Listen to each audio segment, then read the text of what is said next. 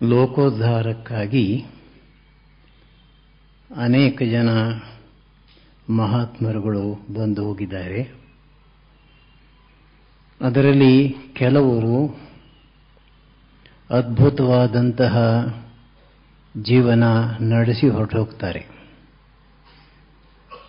ಅವರ ಸಂಪರ್ಕಕ್ಕೆ ಬಂದವರು ಅವರನ್ನು ನೋಡಿ ಪ್ರಭಾವಿತರಾದಂಥವರು ಅವರೆಲ್ಲರೂ ಕೂಡ ಆದಷ್ಟು ಮಟ್ಟಿಗೆ ತಮ್ಮ ಜೀವನಗಳನ್ನು ಸುಧಾರಿಸಿಕೊಳ್ಳೋದಕ್ಕೆ ಪ್ರಯತ್ನ ಪಡ್ತಾರೆ.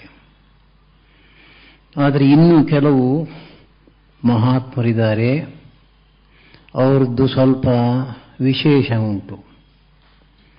ಅವರು ಸುಮ್ಮನೆ ಬಂದು ಜೀವನ ನಡೆಸೋದಿಲ್ಲ, ಅದರ ಜೊತೆಗೇನೆ ತಾವು ತಮ್ಮ ವಿದ್ವತ್ತಿನಿಂದ ಅನುಭವದಿಂದ ಪಡ್ಕೊಂಡಿರತಕ್ಕಂಥ ವಿಷಯಗಳನ್ನು ಪ್ರಚಾರ ಮಾಡ್ತಾರೆ. ಇಂಥವ್ರನ್ನ ಆಚಾರ್ಯರು ಅಂತ ಕರೀತಾರೆ. ಒಂದು ಕಡೆ ಶಂಕರಾಚಾರ್ಯ ಹೇಳ್ತಾರೆ, ಆಚಿನೋತಿ ಧರ್ಮಂ ಆಚರತಿ ಚ. ಆಚಾರ್ಯ ಯಾರು ಅಂತಂದರೆ ಧರ್ಮಕ್ಕೆ ಸಂಬಂಧಪಟ್ಟಂತಹ ವಿಷಯಗಳನ್ನು ಅನೇಕ ಕಡೆಗಳಿಂದ ಸಂಗ್ರಹ ಮಾಡ್ತಾರೆ. ಸಂಗ್ರಹ ಮಾಡಿದ್ದಷ್ಟೇ ಅಲ್ಲ, ಅದನ್ನು ತಮ್ಮ ಜೀವನದಲ್ಲಿ ಆಚರಣೆಗೆ ತರ್ತಾರೆ. ಅಂದಮೇಲೆ ಆ ವಿಷಯಗಳ ಮೇಲೆ ಅಧಿಕಾರಪೂರ್ಣವಾಗಿ ಮಾತನಾಡ್ತಕ್ಕಂಥ ಶಕ್ತಿ ಅವ್ರಿಗುಂಟು. ಆ ರೀತಿ ಅವರು ಪ್ರಚಾರ ಮಾಡುವುದಕ್ಕೆ ಒಂದು ವಿಶೇಷ ಕಾರಣ ಇದೆ. ನಾವು ಸಾಧನೆ ಮಾಡಬೇಕಾದ್ರೆ ಆ ಸಾಧನೆ ಹಿಂದೆ ಒಂದು ಜ್ಞಾನ ಇರುತ್ತೆ. ಇದು ಜೀವನದ ಗುರಿ. ಈ ಜೀವನದ ಗುರಿಯನ್ನು ಪಡೆಯಬೇಕಾದರೆ ನಾವು ಈ ಮಾರ್ಗವನ್ನು ಅನುಸರಿಸಬೇಕು, ಈ ಸಾಧನೆಯನ್ನು ಮಾಡಬೇಕು. ಈ ಜ್ಞಾನ ಸರಿಯಾಗಿದ್ದರೆ ಮಾತ್ರ ಸಾಧನೆ ಸರಿಯಾಗಿರುತ್ತೆ, ಗುರಿಯನ್ನು ನಿಶ್ಚಯವಾಗಿ ತಲುಪಬಹುದು. ಒಂದು ವೇಳೆ ಜ್ಞಾನವೇ ಸರಿ ಇಲ್ಲದೆ ಹೋದರೆ, ತಪ್ಪಾಗಿ ಅರ್ಥ ಮಾಡಿಕೊಂಡಿದ್ರೆ ಸಾಧನೆ ಕೂಡ ಕೆಟ್ಟು ಹೋಗುತ್ತೆ. ಈಗಿನ ಕಾಲದಲ್ಲಿ ಇದೊಂದು ದೊಡ್ಡ ಪಿಡುಗು ಅಂತ ಹೇಳಬಹುದು. ಪ್ರಿಂಟಿಂಗ್ ಪ್ರೆಸ್ ಸುಲಭವಾಗಿ ಸಿಕ್ಕುತ್ತೆ, ಸಿಕ್ಕಾಪಟ್ಟೆ ಪುಸ್ತಕಗಳನ್ನು ಅಚ್ಚು ಮಾಡಿಸ್ತಾ ಇದ್ದಾರೆ. 3-4 ಅಕ್ಷರ ಕಲಿತ ಕೂಡಲೇ ಪುಸ್ತಕ ಬರೆಯೋದು. ನಮಗೆ 5ನೇ ಕ್ಲಾಸ್ನಲ್ಲಿ ಒಬ್ಬರು ಇಂಗ್ಲಿಷ್ ಮೇಷ್ಟ್ರಿದ್ದರು. ಹಳೆ ಕಾಲದಲ್ಲಿ ನಾವು ಮಿಡಲ್ ಸ್ಕೂಲ್ ಫಸ್ಟ್ ಇಯರ್ ಅಂತ ಕರೀತಾ ಇದ್ವಿ. ಅಲ್ಲಿಂದ ನಾವು ABCD ಕಲಿತಾ ಇದ್ದು, ಇಂಗ್ಲಿಷ್ ಕಲೀಲಿಕ್ಕೆ ಪ್ರಾರಂಭ ಮಾಡ್ತಾ ಇದ್ದದ್ದು. ಜಂಬ ನಮಗೆ. ಒಂದಿನ ಆ ಮೇಷ್ಟ್ರು ನಮ್ಮನ್ನೆಲ್ಲ ಬೈಯೋದಕ್ಕೋಸ್ಕರ ಒಂದು ಮಾತನ್ನು ಹೇಳಿದರು. ಏನ್ರೋ, ಎ ಮತ್ತು ಬಿ ಅನ್ನೋ 2 ಅಕ್ಷರ ಕಲಿತ ಕೂಡಲೇ ಇವೆರಡನ್ನು ತಲೆ ಕೆಳಗೆ ಮಾಡಿ ನಿಮ್ಮ ಹೆಸರಿನ ಮುಂದೆ ಅಂಟು ಹಾಕಿದ್ರೆ ನಿಮಗೇನು ಜಂಬ ಬರಬೇಕೋ ಅಷ್ಟು ಜಂಬ ಈಗಲೇ ಬಂದ್ಬಿಟ್ಟಿದೆಯಲ್ಲ, BA ಮಾಡಿದಷ್ಟು ಜಂಬ. ಹೀಗೆ ಬಹಳ ಸ್ವಲ್ಪ ತಿಳ್ಕೊಂಡಿರತಕ್ಕಂಥ ವ್ಯಕ್ತಿಗಳು 3 ದಿವಸಕ್ಕೂ ಒಂದು ಪುಸ್ತಕ ಬರೀತಾ ಹೋದರೆ ಅದನ್ನು ಓದತಕ್ಕಂಥವ್ರ ಗತಿ ಏನು? ನಾವು ಮೈಸೂರಿನಲ್ಲಿ ಪ್ರತಿ ವರ್ಷ 2 ಸಲ ಭಕ್ತರಿಗಾಗಿ ಆಧ್ಯಾತ್ಮಿಕ ಶಿಬಿರವನ್ನು ಮಾಡ್ತೇವೆ. ರಾಮಕೃಷ್ಣ ನೈತಿಕ ಆಧ್ಯಾತ್ಮಿಕ ಶಿಕ್ಷಣ ಸಂಸ್ಥೆಯಲ್ಲಿ. ಒಂದು ವರ್ಷ ಒಬ್ಬರು ಬಂದಿದ್ದರು, retired government officer, central government officer. 4 ದಿವಸದ ಕಾರ್ಯಕ್ರಮ ಮುಗಿದು ಇನ್ನೇನು ಹೊರಡಬೇಕು. ಅವರು ಬಂದು ಕೇಳ್ಕೊಂಡ್ರು, ಸ್ವಾಮೀಜಿ ಇನ್ನೊಂದು ದಿವಸ ಇರಲಿಕ್ಕೆ ಅವಕಾಶ ಕೊಡಿ, ನನಗೆ ಬೇಕಾದಷ್ಟು ಸಂಶಯಗಳಿವೆ, ನಿಮ್ಮ ಹತ್ರ ಮಾತನಾಡಬೇಕು. ಆಯ್ತಪ್ಪ ಇರಿ. ಸರಿ, ಎಲ್ಲರೂ ಹೊರಟೋದ್ರು. ಇವರು ಆವತ್ತಿಂದ ರಾತ್ರಿ ಬಂದು ಕೂತ್ಕೊಂಡ್ರು. ನಿಮ್ಮ ಸಂಶಯ ಏನು ಹೇಳಿ ಅಂತ. ಸರಿ, ಅವರು ಶುರು ಮಾಡಿದ್ರು. ಬೆಳಗ್ಗೆ 6 ಗಂಟೆಯಿಂದ ರಾತ್ರಿ 11 ಗಂಟೆಯವರೆಗೆ ತಾವು ಏನು ಮಾಡ್ತಾ ಇದ್ದೀರಿ ಅಂತ ದೊಡ್ಡ ಪಟ್ಟಿ ಹೇಳಿದರು. ಆ ಪಟ್ಟಿನಲ್ಲಿ ಬುದ್ಧಿಸಮ್ಮು, ಜೈನಿಸಮ್ಮು, ಇಸ್ಲಾಮು, ಕ್ರಿಶ್ಚಿಯಾನಿಟಿ, ಝೋರೋಸ್ಟ್ರಿಯನಿಸಮ್ ಎಲ್ಲ ಧರ್ಮಗಳಿಂದಲೂ ಕೂಡ ಕೊಂಚ ಓದಿದ್ದಾರೆ. ಇದರಿಂದ ಸ್ವಲ್ಪ ಅದರಿಂದ ಸ್ವಲ್ಪ ತಗೊಂಡು ತಾವೇ ಒಂದು ಸಾಧನಾ ಪಥವನ್ನು ನಿರ್ಮಾಣ ಮಾಡ್ಕೊಂಡ್ಬಿಟ್ಟಿದ್ದಾರೆ. ಇದೆಲ್ಲ ಮಾಡ್ತೀನಿ. ಆಮೇಲೆ ನಾನು ಕೇಳಿದೆ, ಅದು ಸರಿ, ನಿಮ್ಮ ಪ್ರಶ್ನೆ ಏನು ಅಂತ ಕೇಳಿದೆ. ಶಾಂತಿ ಇಲ್ಲ ಸ್ವಾಮೀಜಿ ಮನಸ್ಸಿಗೆ ಅಂತಂದರು. ನಾನು ಹೇಳಿದೆ, ನೀವು 10 ದಾರಿಗಳನ್ನು ಏಕಾಏಕಿ ಕ್ರಮಿಸಲಿಕ್ಕೆ ಪ್ರಾರಂಭ ಮಾಡಿದ್ರೆ ಊರು ಸೇರ್ತೀರಾ? ಇಲ್ಲ. ಅದೇ ರೀತಿಯಲ್ಲಿ ಇದು ಕೂಡ ನಿಜವಾಗಿ ಸಾಧನೆ ಮಾಡಬೇಕು ಅಂತಿದ್ರೆ ಒಬ್ಬ ಗುರುವನ್ನು ಆಶ್ರಯಿಸಿ ಒಂದು ಶಾಸ್ತ್ರ ಗ್ರಂಥವನ್ನು ಹಿಡಿದು ಚೆನ್ನಾಗಿ ಅಧ್ಯಯನ ಮಾಡಿ ಅಲ್ಲಿ ಹೇಳಿರ್ತಕ್ಕಂಥ ಕ್ರಮದಲ್ಲಿ ಸಾಧನೆ ಮಾಡಿ. ಅಂದಮೇಲೆ ಆಚಾರ್ಯರ ಪಾತ್ರ ತುಂಬ ಹಿರಿದು. ಶಂಕರರು ಬಂದರು, ರಾಮಾನುಜರು ಬಂದರು, ಮಧ್ವರು ಬಂದರು, ವಲ್ಲಭರು ಬಂದರು, ಚೈತನ್ಯರು ಬಂದರು. ಪ್ರತಿಯೊಬ್ಬರು ಕೂಡ ಬಹಳ ದೊಡ್ಡ ಮಹಾತ್ಮರು. ಮೊದಲು ಸಾಧನೆ ಮಾಡಿದ್ರು, ಸಾಕ್ಷಾತ್ಕಾರ ಮಾಡಿಕೊಂಡ್ರು. ತಾವು ಸಾಧನೆ ಮಾಡಿ ಸಾಕ್ಷಾತ್ಕಾರ ಮಾಡಿಕೊಂಡಿದ್ದನ್ನು ಶಾಸ್ತ್ರಗಳನ್ನು ಪಠನ ಮಾಡಿ ತಾಳೆ ನೋಡಿದ್ರು. ಶಾಸ್ತ್ರದಲ್ಲಿ ಹೇಳಿರ್ತಕ್ಕಂಥ ರೀತಿಯಲ್ಲಿ ಮಾಡಿದ್ದೇನೆ, ಹೌದು, ಶಾಸ್ತ್ರ ವಿರುದ್ಧವಲ್ಲ. ಅನಂತರ ಅದನ್ನು ಜನಗಳಿಗೆ ಉಪದೇಶ ಮಾಡಿದರು. ಹಾಗೆ ಉಪದೇಶ ಮಾಡಿದಂತಹ ಅನೇಕ ಆಚಾರ್ಯರುಗಳು ಉತ್ತಮ ಗ್ರಂಥಗಳನ್ನು ಬಿಟ್ಟು ಹೋಗಿದ್ದಾರೆ. ಮಧ್ವಾಚಾರ್ಯರು 38 ಗ್ರಂಥಗಳನ್ನು ಬಿಟ್ಟು ಹೋಗಿದ್ದಾರೆ. ಅದನ್ನು ಸರ್ವಮೂಲ ಗ್ರಂಥಗಳು ಅಂತ ಹೇಳ್ತಾರೆ. ಈಗಾಗಲೇ ಹೇಳಿದ ಹಾಗೆ ಬ್ರಹ್ಮಸೂತ್ರಗಳ ಮೇಲೆ 4 ವ್ಯಾಖ್ಯಾನ ಬರೆದಿದ್ದಾರೆ. ಅದರಲ್ಲಿ ದೊಡ್ಡದಾಗಿರ್ತಕ್ಕಂಥದ್ದು ಅನುವ್ಯಾಖ್ಯಾನ. ಎರಡನೇದು ಗೀತಾ ಭಾಷ್ಯ. ಒಂದು ಚಿಕ್ಕದು ಉಂಟು, ಒಂದು ದೊಡ್ಡದು ಉಂಟು. ಗೀತಾ ತಾತ್ಪರ್ಯ ನಿರ್ಣಯ ಅಂತ ಹೇಳಿ ಒಂದು ದೊಡ್ಡ ಗ್ರಂಥವನ್ನು ಕೂಡ ಬರೆದಿದ್ದಾರೆ, 1300 ಶ್ಲೋಕಗಳು.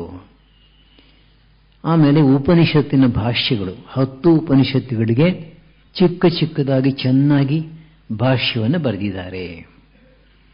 ಹೀಗೆ ಉಪನಿಷತ್ತುಗಳಿಗೆ ಭಾಷ್ಯವನ್ನು ಬರೆಯುವಾಗ ವೇದಗಳ ಸಂಹಿತಾ ಭಾಗಗಳಿಂದ ಮಂತ್ರಗಳನ್ನು ಉದ್ಧಾರ ಮಾಡಿದ್ದಾರೆ. ಅನೇಕ ಸಲ ಪಾಣಿನಿಗಿಂತ ಹಿಂದೆ ಇದ್ದಂತಹ ಪ್ರಾಚೀನ ವ್ಯಾಕರಣಕಾರರನ್ನು ತೆಗೆದುಕೊಂಡು ಅವರು ಸೂಚಿಸಿರ್ತಕ್ಕಂಥ ನಿಯಮಗಳ ಪ್ರಕಾರ ಈ ಶಬ್ದಗಳಿಗೆ ಏನು ಅರ್ಥ ಬರುತ್ತೆ ಅನ್ನೋದನ್ನು ತೋರಿಸಿಕೊಟ್ಟಿದ್ದಾರೆ. ಕೆಲವು ಸಲ ಪಾಣಿನಿ ವ್ಯಾಕರಣಕ್ಕಿಂತ ಬೇರೆಯಾಗಿರ್ತಕ್ಕಂತಹ ಹೊಸ ರೀತಿಯ ಅರ್ಥಗಳನ್ನು ತರಿಸಲಿಕ್ಕೆ ಸಾಧ್ಯ. ಇದರ ಜೊತೆಗೆ ಬ್ರಹ್ಮಸೂತ್ರಗಳನ್ನು ಕೂಡ ಅಲ್ಲಲ್ಲೇ ಸೇರಿಸಿ ಮುಖ್ಯವಾಗಿ ಯಾವುದನ್ನು ಅದ್ವೈತ ವೇದಾಂತ ಮಹಾವಾಕ್ಯಗಳು ಅಂತ ಕರೆಯುತ್ತೋ, ತತ್ವಮಸಿ ಇತ್ಯಾದಿ, ಅಹಂ ಬ್ರಹ್ಮಾಸ್ಮಿ, ಅವುಗಳನ್ನು ತೆಗೆದುಕೊಂಡು ದ್ವೈತ ಪರವಾಗಿ ವ್ಯಾಖ್ಯಾನ ಮಾಡಿದ್ದಾರೆ. ಮುಂದಿನದು ಋಗ್ಭಾಷ್ಯ. ಋಗ್ವೇದದಲ್ಲಿ 64 ಅಧ್ಯಾಯಗಳುಂಟು. ಒಟ್ಟು ಮಂತ್ರಗಳ ಸಂಖ್ಯೆ 10,000ಕ್ಕಿಂತ ಹೆಚ್ಚು. ನಮ್ಮ ಅದೃಷ್ಟ ಇವತ್ತಿಗೂ ಕೂಡ ಈ 10,000 ಋಗ್ವೇದ ಮಂತ್ರಗಳನ್ನು ನೆನಪಿನಲ್ಲಿಟ್ಕೊಂಡು ಪಾಠ ಮಾಡತಕ್ಕಂಥ ಪಂಡಿತರು ಇದ್ದಾರೆ. ಅದರಲ್ಲೂ ಕೂಡ ಘನಪಾಠ ಅಂತ ಒಂದುಂಟು. ತುಂಬಾ ಕಷ್ಟ. ಈ ಕಡೆಯಿಂದ ಆ ಕಡೆ ಹೋಗೋದು, ಒಂದು ಸ್ಟೆಪ್ ಹಿಂದೆ ಬರೋದು, ಮತ್ತೆ ಮುಂದೆ ಹೋಗೋದು, ಮತ್ತೆ ಮುಂದೆ ಬರೋದು, ಹಿಂದಕ್ಕೆ ಹೋಗೋದು. ಹೀಗೆ ಒಂದು ಮಂತ್ರವನ್ನು ಘನಪಾಠದ ಪ್ರಕಾರ ಹೇಳಬೇಕಾದ್ರೆ 5 ನಿಮಿಷ ಹಿಡಿಯುತ್ತೆ. ಹೀಗೆ 10,000 ಮಂತ್ರಗಳ ಘನಪಾಠವನ್ನು ಮಾಡತಕ್ಕಂಥ ವ್ಯಕ್ತಿಗಳು ಇವತ್ತಿಗೂ ಇದ್ದಾರೆ. ಆದರೆ ಏನಾಗ್ತಾ ಇದೆ, ಅವರೆಲ್ಲ ಹೋಗ್ತಾ ಇದ್ದಾರೆ, ಹೊಸಬರು ಯಾರು ಅದನ್ನು ಕಳೀತಾ ಇಲ್ಲ. ಇಂತಹ ಈ ಋಗ್ವೇದದ 64 ಅಧ್ಯಾಯಗಳಲ್ಲಿ ಮೊದಲನೇ 3 ಅಧ್ಯಾಯಗಳನ್ನು ಮಾತ್ರ, ಅದರಲ್ಲಿ 40 ಸೂಕ್ತಗಳುಂಟು, 489 ಋಗ್ ಅಥವಾ ಮಂತ್ರಗಳು ಉಂಟು. ಅದರ ಮೇಲೆ ವ್ಯಾಖ್ಯಾನ ಮಾಡಿದ್ದಾರೆ. ಅದರ ಮೇಲೆ ವ್ಯಾಖ್ಯಾನ ಮಾಡಿದ ಒಂದು ಸ್ಯಾಂಪಲ್ ತರಹ ಹೀಗೆ ಮಾಡಬೇಕು ಅನ್ನೋ ತೋರಿಸಲಿಕ್ಕೋಸ್ಕರ. ಯಾತಕ್ಕೋಸ್ಕರ ಮಾಡಿದ್ರು, ಅವರ ಉದ್ದೇಶ ಏನು ಅಂತಂದ್ರೆ, ಸಾಮಾನ್ಯವಾಗಿ ಋಗ್ವೇದದ ಮಂತ್ರಗಳಲ್ಲಿ ನಾವು ಕಾಣ್ತಕ್ಕಂಥದ್ದು ದೇವತೆಗಳ ಸ್ತುತಿ, ಇಂದ್ರ, ಮಿತ್ರ, ವರುಣ ಮುಂತಾದವರು. ಎರಡನೆಯದು ಯಜ್ಞಯಾಗಾದಿಗಳಿಗೆ ಸಂಬಂಧಪಟ್ಟಂತಹ ವಿಷಯಗಳು, ಅಲ್ಲಿ ಹೇಳಬೇಕಾದಂತಹ ಮಂತ್ರಗಳು. ಅಂದಮೇಲೆ ಸಂಪೂರ್ಣ ಋಗ್ವೇದ ಕರ್ಮಕಾಂಡಕ್ಕೆ ಸಂಬಂಧಪಟ್ಟಂತಹದ್ದು ಅನ್ನೋ ಒಂದು ಭಾವನೆ ನಮ್ಮ ಮನಸ್ಸಿಗೆ ಬರುತ್ತೆ.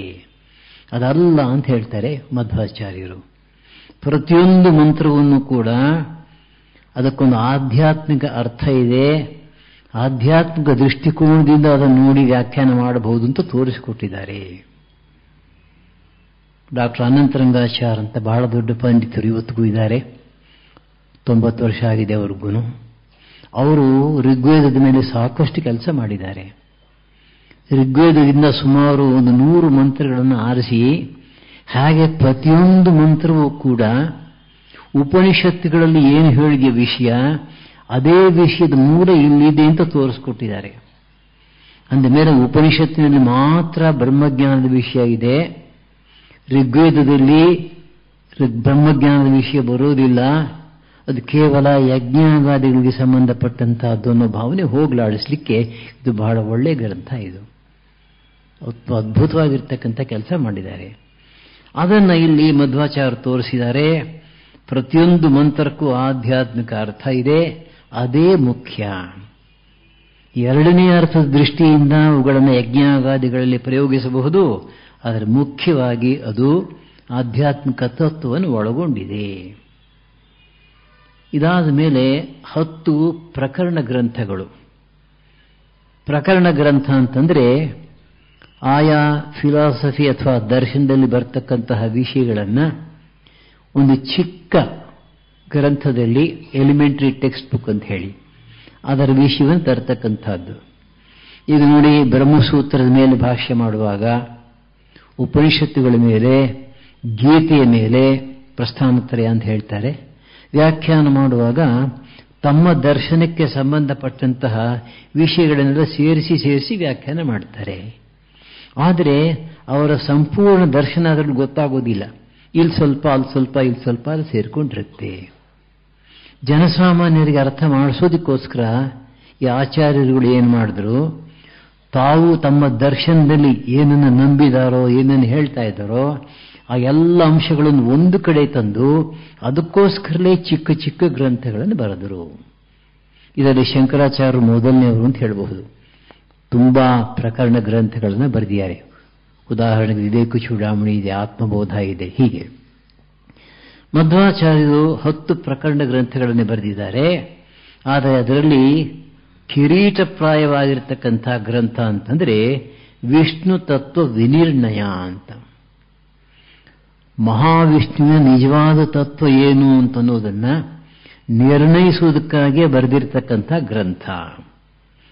ಬಹಳ ವಿಸ್ತಾರವಾಗಿರ್ತಕ್ಕಂಥದ್ದು ಮತ್ತು ಮಾಧ್ವ ಮತವನ್ನ, ದ್ವೈತ ವೇದಾಂತವನ್ನ ತಿಳಿಸ್ತಕ್ಕಂಥ ಗ್ರಂಥಗಳಲ್ಲಿ ಅತ್ಯಂತ ಮುಖ್ಯ ಗ್ರಂಥ ಅಂತ ಹೇಳಬಹುದು.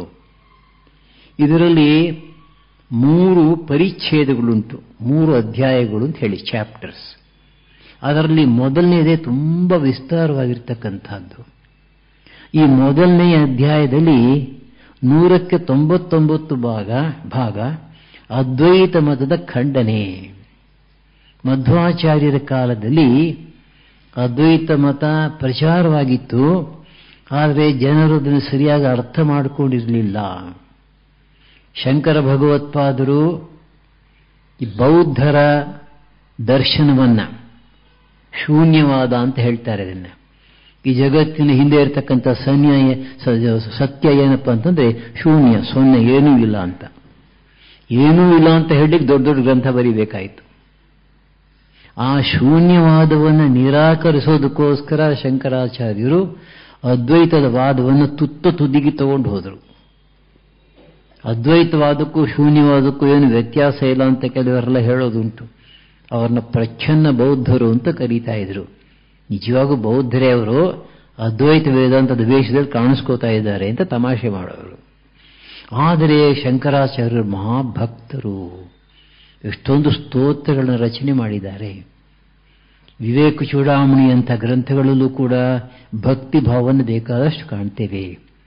ಸ್ವಭಾವತಃ ಅವರು ಭಕ್ತರು, ಭಾಗವತ ಭಕ್ತರು, ಕೃಷ್ಣ ಪರಮಾತ್ಮನ ಭಕ್ತರು. ಅವರ ಗ್ರಂಥಗಳು, ಸ್ತೋತ್ರ ಗ್ರಂಥಗಳಲ್ಲಿ ಅಪಾರವಾಗಿರತಕ್ಕಂತಹ ಭಕ್ತಿಯ ಸಾರವನ್ನು ಕಾಣ್ತೇವೆ. ಒಟ್ಟಿನಲ್ಲಿ ಮಧ್ವಾಚಾರ್ಯರ ಕಾಲದಲ್ಲಿ ಅದ್ವೈತ ಮತ ಯಾವುದೋ ಒಂದು ರೀತಿಯಲ್ಲಿ ನಡ್ಕೊಂಡು ಹೋಗ್ತಾ ಇತ್ತು. ಅದರಿಂದ ಜನರು ತಪ್ಪು ದಾರಿ ಹೋಗ್ತಾ ಇದ್ರು. ಅದನ್ನು ಸರಿ ಮಾಡುವುದಕ್ಕೋಸ್ಕರ ಅದರಲ್ಲಿರತಕ್ಕಂಥ ದೋಷಗಳನ್ನು ತೋರಿಸಿ ಖಂಡನೆ ಮಾಡಿ ನಿಜವಾದ ಸತ್ಯ ಹೀಗಿದೆ ಅನ್ನೋದನ್ನು ತೋರಿಸಿಕೊಟ್ರು. ಇದು ವಿಷ್ಣು ತತ್ವ ವಿನಿರ್ಣಯದಲ್ಲಿ ಬರ್ತಕ್ಕಂಥದ್ದು ಮೊಟ್ಟ ಮೊದಲನೇ ಅಧ್ಯಾಯ. ಎರಡನೇ ಅಧ್ಯಾಯದಲ್ಲಿ ಮಹಾಲಕ್ಷ್ಮಿಯ ಮಹತ್ವ, ಲಕ್ಷ್ಮಿಗೂ ನಾರಾಯಣನಿಗೂ ಸಮಾನ ಸ್ಥಾನವನ್ನು ಕೊಟ್ಟಿದ್ದಾರೆ. ಒಂದು ದೃಷ್ಟಿಯಿಂದ ನೋಡಿದ್ರೆ ಜೀವಾತ್ಮರುಗಳಲ್ಲಿ ಮೊದಲನೇವಳು ಅಂತ ಹೇಳಬಹುದು, ಇನ್ನೊಂದು ದೃಷ್ಟಿಯಿಂದ ನೋಡಿದ್ರೆ ಪರಮಾತ್ಮನ ಶಕ್ತಿ ಅಂತ ಹೇಳಬಹುದು. ಮಹಾಲಕ್ಷ್ಮಿಯ ಒಂದು ಆಶೆಯಿಂದ ಪರಮಾತ್ಮ ಸೃಷ್ಟಿಯನ್ನು ಪ್ರಾರಂಭ ಮಾಡ್ತಾನೆ ಅಂತ ಹೇಳ್ತಾರೆ. ಮತ್ತು ಮಹಾಲಕ್ಷ್ಮಿಯಲ್ಲಿ ಕಾಣ್ತಕ್ಕಂಥ ಮತ್ತೊಂದು ಗುಣ ದಯೆ ಅಥವಾ ಕೃಪೆ, ಜೀವಿಗಳ ಬಗ್ಗೆ. ಮೂರನೆಯ ಅಧ್ಯಾಯ ಅಥವಾ ಕಡೆಯ ಅಧ್ಯಾಯದಲ್ಲಿ ಶ್ರೀಹರಿಯ ಮಹತ್ವ. ಮಧ್ವಾಚಾರ್ಯರ ಪ್ರಕಾರ ನಿರ್ಗುಣ ನಿರಾಕಾರ ಬ್ರಹ್ಮವನ್ನು ಒಪ್ಪುವುದಿಲ್ಲ. ಬ್ರಹ್ಮ ಅಂದರೆ ಶ್ರೀಹರಿ, ಪರಮಾತ್ಮ, ವಿಷ್ಣು, ನಾರಾಯಣ. ಅದನ್ನು ಕೂಡ ಬಹಳ ಮಾರ್ಮಿಕವಾಗಿ ಸೊಗಸಾಗಿ ವರ್ಣಿಸಿದ್ದಾರೆ. ಇವತ್ತಿಗೂ ಕೂಡ ಮಾಧ್ವಮತವನ್ನು ಚೆನ್ನಾಗಿ ಅರ್ಥ ಮಾಡ್ಕೋಬೇಕು ಅಂತಿರೋರು ಮುಖ್ಯವಾಗಿ ಈ ವಿಷ್ಣು ತತ್ವ ನಿರ್ಣಯ ಗ್ರಂಥವನ್ನು ಆಳವಾಗಿ ಅಭ್ಯಾಸ ಮಾಡಬೇಕು. ಇದಾದ ಮೇಲೆ ಮಹಾಭಾರತ ತಾತ್ಪರ್ಯ ನಿರ್ಣಯ ಅಂತ ಒಂದು ಗ್ರಂಥ. ಇತ್ತೀಚೆಗೆ ಅದು ಕನ್ನಡದಲ್ಲಿ ಅಚ್ಚಾಗಿದೆ.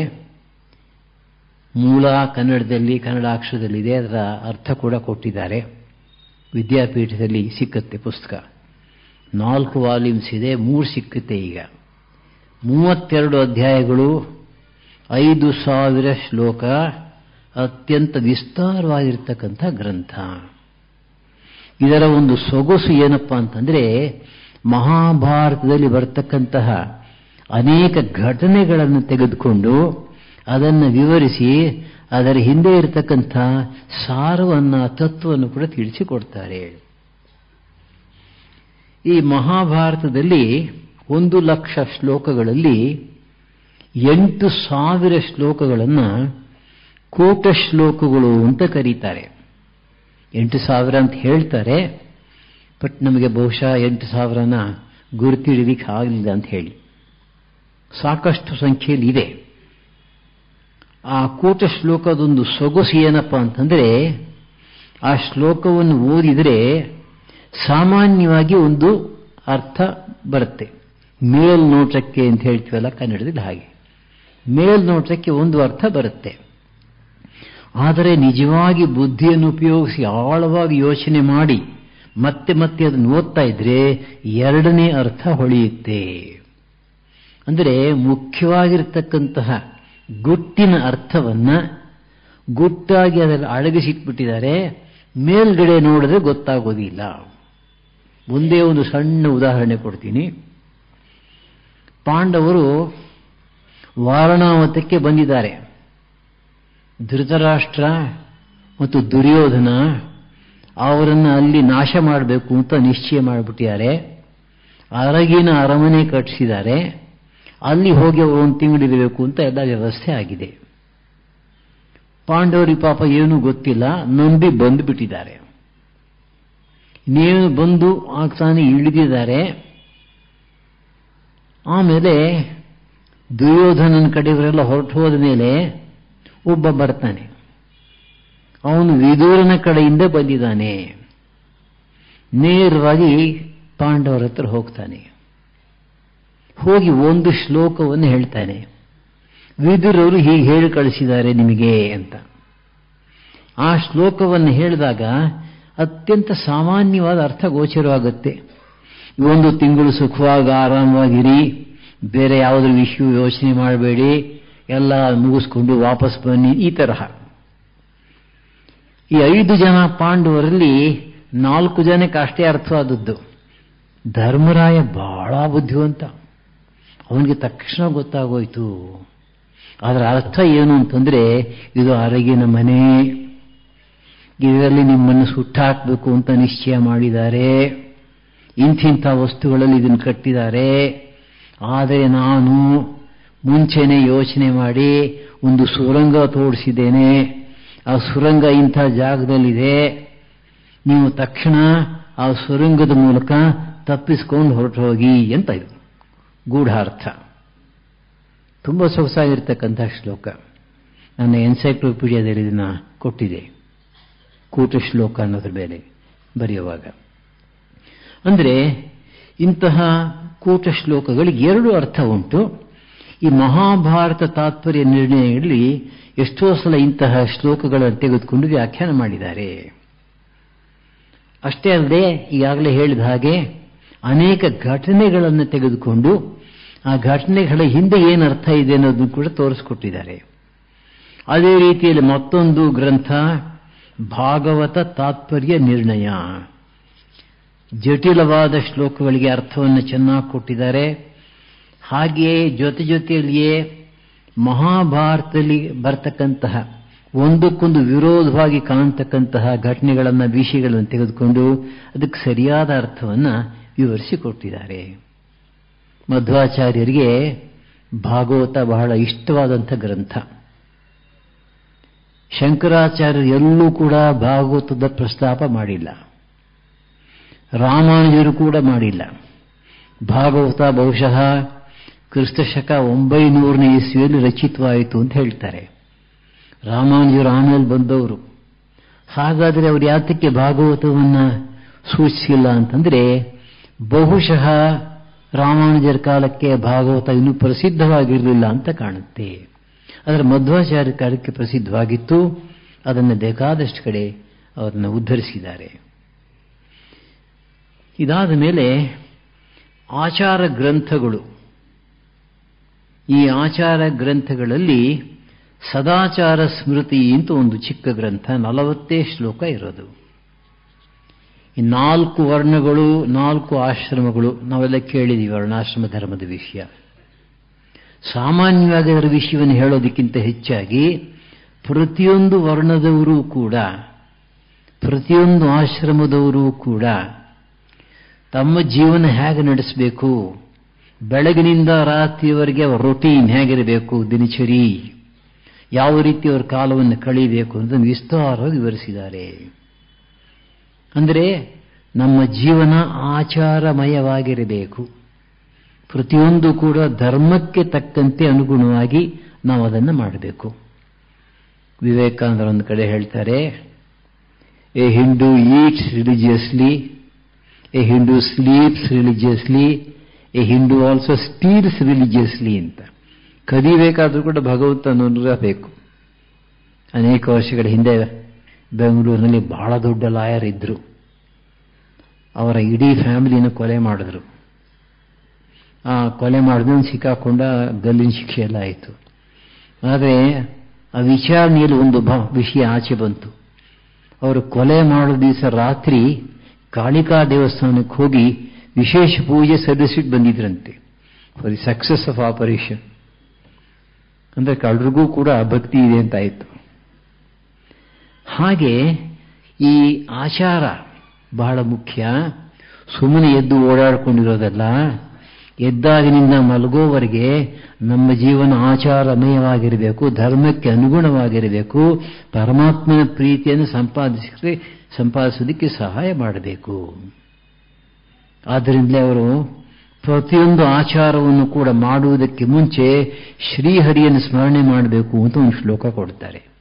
ಹೇಳ್ತಾನೆ, ಎದ್ದು ಕೂಡಲೇ ಒಂದು ಶ್ಲೋಕ, ಬಹಿರ್ದೇಶಕ್ಕೆ ಹೋಗ್ತಾನೆ ಅಲ್ಲಿ ಒಂದು. ಹೀಗೆ ನಾವು ಏನು ಕೆಲಸ ಮಾಡಿದ್ರೂ ಕೂಡ ಮುಂಚೆ ಭಗವಂತನ ನೆನೆಸ್ಕೋಬೇಕು. ನಾವೆಲ್ಲ ಚಿಕ್ಕ ಮಕ್ಕಳಾಗಿದೆ ಹೇಳ್ಕೊಡ್ತಾ ಇದ್ರು, ಎದ್ದು ಕೂಡಲೇ ಕೈ ಹಿಗುಜ್ಕೊಂಡು ನೋಡಬೇಕು, ಕರಾಗರೆ ವಸತೆ ಲಕ್ಷ್ಮೀ ಅಂತ ಹೇಳಿ ನೆಲದ ಮೇಲೆ ಕಾಲಿಡೋಕೆ ಮುಂಚೆ ಭೂಮಿ ತಾಯಿನ ಕ್ಷಮಾಪಣೆ ಕೇಳ್ಕೋಬೇಕು. ಈಗಿನ ಕಾಲದಲ್ಲಿ ಇದೆಲ್ಲ ಮರೆತೇ ಹೋಗಿದೆ. ತಂದೆ ತಾಯಿಗಳಿಗೂ ಗೊತ್ತಿಲ್ಲ, ಮಕ್ಕಳಿಗೂ ಗೊತ್ತಿಲ್ಲ ಅಂತ ಇಟ್ಕೊಳ್ಳಿ. ಅಮೆರಿಕಕ್ಕೆ ಹೋಗಿ ಅಲ್ಲಿ ಸೆಟ್ಲ್ ಆಗಿಬಿಡ್ತಾರೆ, ಅಲ್ಲಿ ಮಕ್ಕಳು ಮರಿ ಆಗ್ತಾರೆ. ನಮ್ಮ ಭಾರತ ದೇಶದ ಹಿಂದೂ ಮಕ್ಕಳು ಹುಟ್ಟಿದ ಮೇಲೆ ಪೂರ್ತಿ ಇಂಗ್ಲಿಷು, ಮಾತೃಭಾಷೆ ಬರಲ್ಲ, ಅಮೆರಿಕನ್ ಸಂಸ್ಕೃತಿ.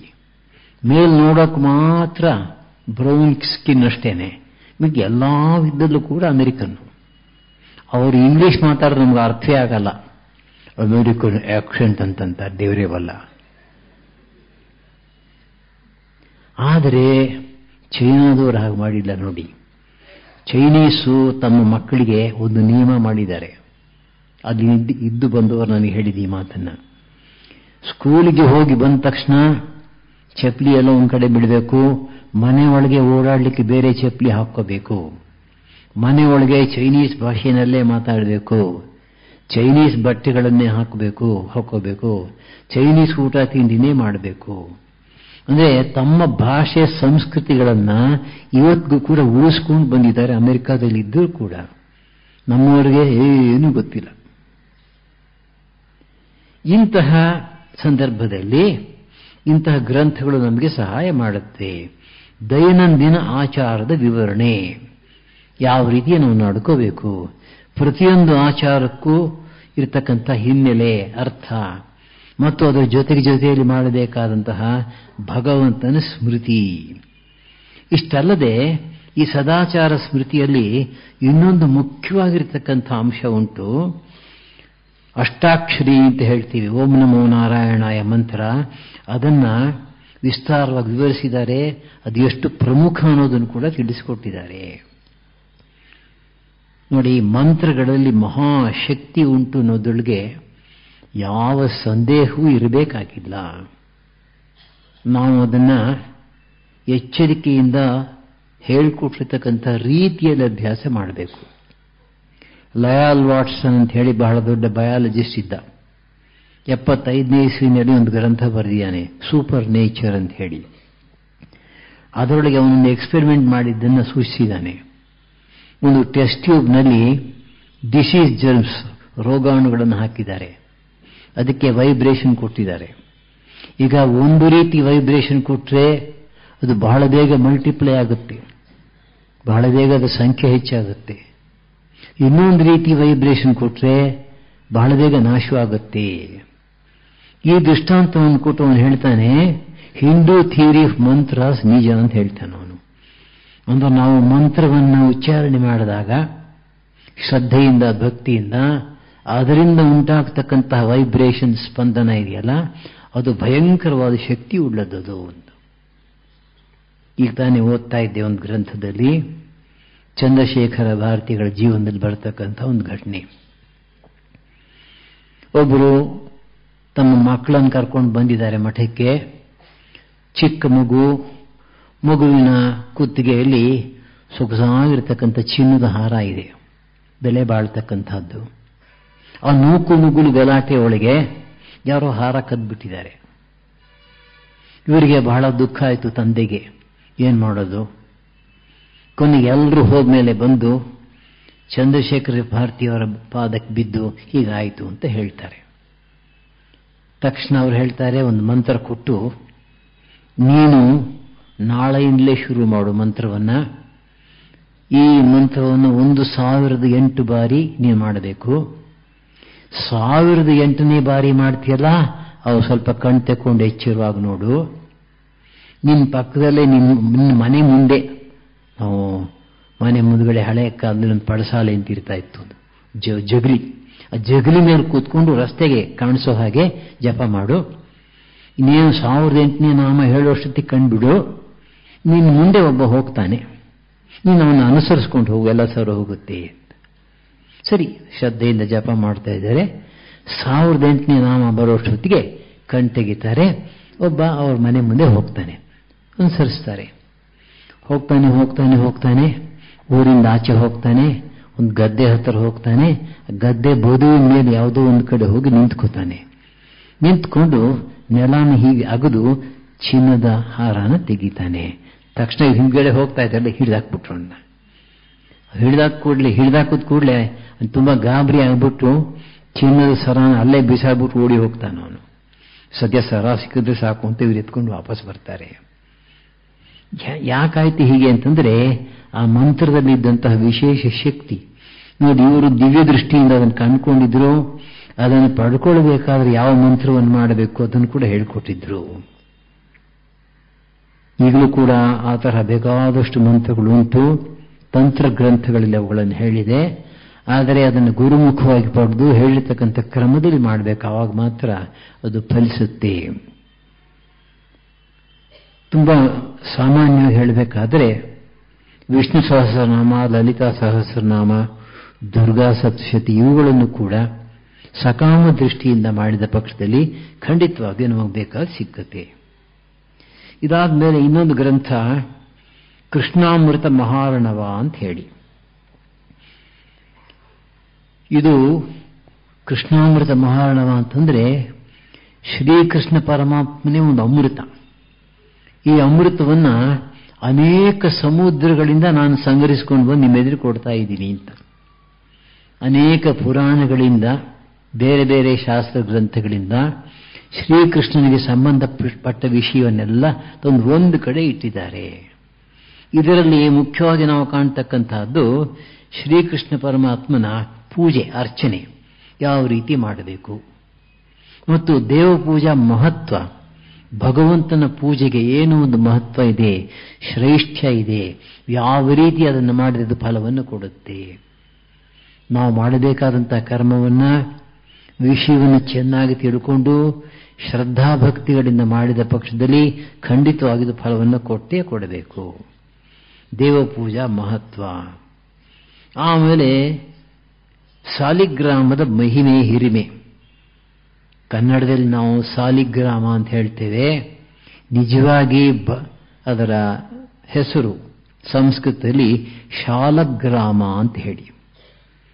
ಶಾಲ ಎಂಬತಕ್ಕಂಥದ್ದು ಒಂದು ರೀತಿಯ ಮರ. ಆ ಮರಗಳು ತುಂಬ ಹೆಚ್ಚಾಗಿದೆ ನರ್ಮದಾ ನದಿಯ ತೀರದಲ್ಲಿ, ಗಂಡಕಿ ನದಿಯ ತೀರದಲ್ಲಿ. ಆ ವಿಶೇಷವಾಗಿ ಗಂಡಕಿ ನದಿ ನೇಪಾಳದಲ್ಲಿದೆ. ಅಲ್ಲಿ ಈ ಶಾಲ ವೃಕ್ಷಗಳು ಇರತಕ್ಕಂತಹ ಜಾಗದಲ್ಲಿ, ಆ ನದಿಯಲ್ಲಿ ಆ ಸಾಲಿಗ್ರಾಮಗಳು, ಶಾಲಗ್ರಾಮಗಳು ಸಿಕ್ಕತ್ವೆ. ಆದರೆ ಕನ್ನಡದಲ್ಲಿ ಸಾಲಿಗ್ರಾಮ ಅನ್ನೋ ಹೆಸರು ಬಂದ್ಬಿಟ್ಟಿದೆ ಅಂತ ಇಟ್ಕೊಡಿ. ಈ ಸಾಲಿಗ್ರಾಮದ ಹಿರಿಮೆ, ಮೊದಲನೇದಾಗಿ ಸಾಲಿಗ್ರಾಮದಲ್ಲಿ ಅನೇಕ ವಿಧಗಳುಂಟು. ಇದನ್ನು ಕೂಡ ಎನ್ಸೈಕ್ಲೋಪೀಡಿಯಾ ನೋಡಿ ವಿಸ್ತಾರವಾದ ವಿವರಣೆ ಸಿಕ್ಕತ್ತೆ ನಿಮಗೆ. ವಿಷ್ಣುವಿನ, ನಾರಾಯಣನ ಬೇರೆ ಬೇರೆ ರೂಪಗಳಿಗೆ ಸಂಬಂಧಪಟ್ಟ ಹಾಗೆ ರಾಮ, ಕೃಷ್ಣ, ನರಸಿಂಹ, ವಾಮನ ಇತ್ಯಾದಿ ಒಂದೊಂದು ಸಾಲಿಗ್ರಾಮ ಒಂದೊಂದು ರೀತಿ ಇರುತ್ತೆ. ಅದನ್ನು ನೋಡಿಬಿಟ್ಟು ನಾವು ಯಾವ ದೇವತೆಯ ಸಾಲಿಗ್ರಾಮ ಅಂತ ಕಂಡುಹಿಡಿಬಹುದು. ನರಸಿಂಹಸ್ವಾಮಿ ಸಾಲಿಗ್ರಾಮನೇ ಬೇರೆ. ಶಿವಮೊಗ್ಗದಲ್ಲಿ ಒಂದು ಶಂಕರ ಮಠ ಇದೆ. ಇಷ್ಟು ದೊಡ್ಡದು ನರಸಿಂಹ ಸಾಲಿಗ್ರಾಮ, ಸುಮಾರು 1 ಅಡಿ ವ್ಯಾಸ ಉಂಟು, ಅದಕ್ಕೆ ಡಯಾಮೀಟರ್ ದೊಡ್ಡದು. ಅದನ್ನು ವಿಶೇಷವಾಗಿ ಮಠದಲ್ಲಿ ಪೂಜೆಗೆ ಇಟ್ಕೊಂಡಿದ್ದಾರೆ. ನರಸಿಂಹ ಸಾಲಿಗ್ರಾಮ ಅದು. ಒಂದೊಂದು ಸಾಲಿಗ್ರಾಮದಲ್ಲೂ ಕೂಡ ಕ್ರಮ ಪ್ರಕಾರವಾಗಿ ಪೂಜೆ ಮಾಡಿದ್ರೆ ಒಂದೊಂದು ವಿಶೇಷ ಫಲ ಸಿಕ್ಕತ್ತೆ ಅಂತ ಹೇಳ್ತಾರೆ. ಅದನ್ನೆಲ್ಲ ವಿವರಿಸಿದ್ದಾರೆ.